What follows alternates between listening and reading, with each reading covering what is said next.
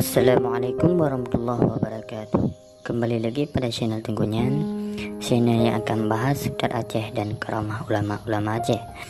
Sekarang kami akan mengisahkan kezuhudan dan ketegasan Abadi Babah Buluh, atau yang nama aslinya Tengku Haji Ramli bin Jud.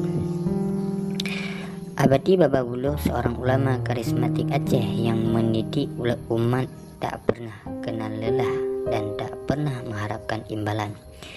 Beliau hidup penuh kesederhanaan walaupun beliau sangat alim dan pernah nyantri di beberapa daerah ternama di Aceh seperti Darul Ulum Tanah Merah, Dayah Budi Lamno, Dayah Al-Ma'arif Lam Atik, dan Dayah Uledidi. Namun beliau tidak pernah merasa diri sebagai orang yang hebat dan tidak pernah merasa diri orang pintar dan tidak pernah meminta beliau diperlakukan sebagai ulama.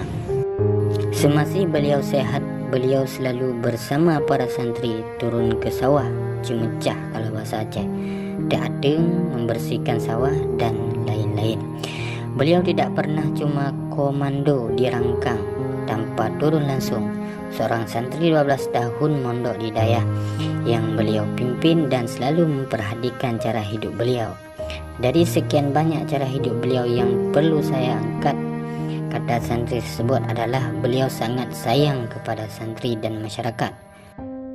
Beliau selalu memikirkan pendidikan agama masyarakat sekitar, sampai-sampai beliau tak bosan-bosan mengirimkan guru-guru pengajian untuk kampung-kampung baik dalam kecamatan Sawang, Nisam, dan Muara Batu, bahkan keluar Aceh Utara jika ada orang yang memintanya. Beliau sangat zuhud dan sederhana. Bagi yang pernah bertamu ke rumah beliau, maka akan menemukan beliau sering angkat air untuk tamu dengan tangan beliau sendiri. Beliau tidak ingin merepotkan orang lain dalam segala hal. Pada tahun 2007 lalu, waktu para santri se-Aceh ingin turun ke Banda Aceh dalam rangka aksi keselamatan syiaran Islam, seorang santri satu mobil dengan Abadi Babah Buluh tawarkan ke Abadi untuk nginap di Wisma agar Abadi bisa istirahat. Namun Abadi menjawab, "Nggak apa-apa, biar kita istirahat di daerah aja. Ada satu daerah di kawasan Aceh Besar. Di sana misalnya enak kita istirahat.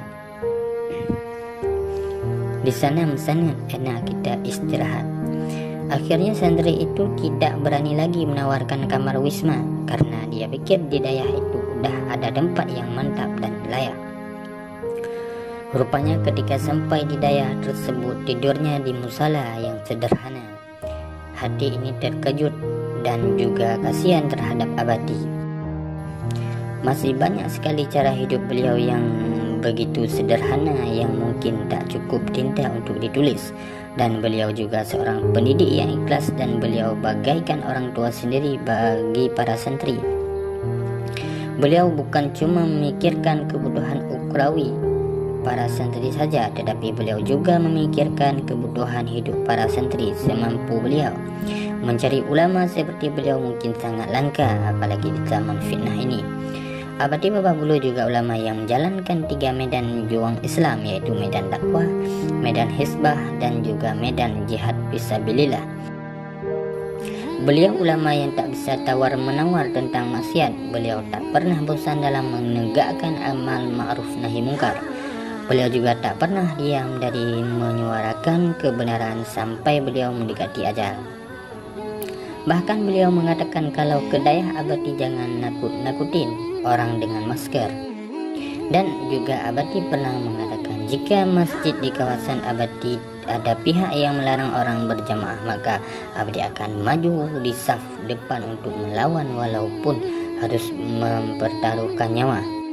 Abadi Babah Buluh juga seorang santri yang sangat menghargai para ulama lain, sehingga Abadi jarang sekali mengeluarkan atau memberikan pendapat dalam forum-forum ulama jika ada ulama lain yang beliau anggap lebih pantas untuk memperdapatkan. Sekarang beliau telah tiada, sudah kembali menghadap Sang Pencipta, tinggal hanyalah kenangan dan jasa serta pedoah-pedoah dan keberkahan ilmu yang sempat kita cicipi semasa hidupnya. Kini kita cuma hanya bisa mengiringi dengan doa dan air mata. Mudah-mudahan semua jasa dan kebaikan beliau dibalas oleh Allah dengan balasan yang berlipat ganda. Amin ya rabbal alamin. Sekianlah yang dapat kami sampaikan. Apabila ada kesalahan mohon dimaafkan.